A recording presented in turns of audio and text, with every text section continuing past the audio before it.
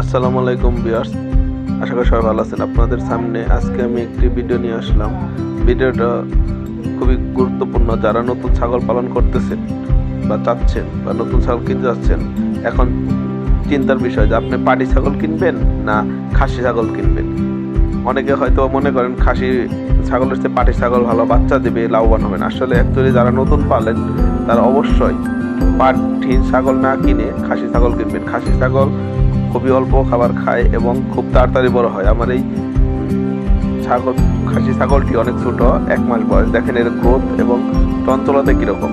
আর একটি পাটি ছাগল কিনলে সেই পাটির থেকে বাচ্চা পেতে আপনার প্রায় 6 মাস সময় লেগে যাবে। আর যদি কনসেপ্ট মিস করে তাহলে তো 1 বছর লেগে যাবে প্রায়। এরকম আবার অসুস্থ হয়ে গেলে আরও সময় বাড়বে। তাতে 1 বছর আমি পালন করে এই একটা মাত্র বাচ্চা পাইছি 2টা ছাগল থেকে। তাই অবশ্যই আপনারা যদি নতুন ছাগল পালন করছেন, অবশ্যই পাঠির বাচ্চা দিয়ে, মানে পাঠি বাচ্চা না নিয়ে খাসির বাচ্চা মানে পাঠা বাচ্চা নিয়ে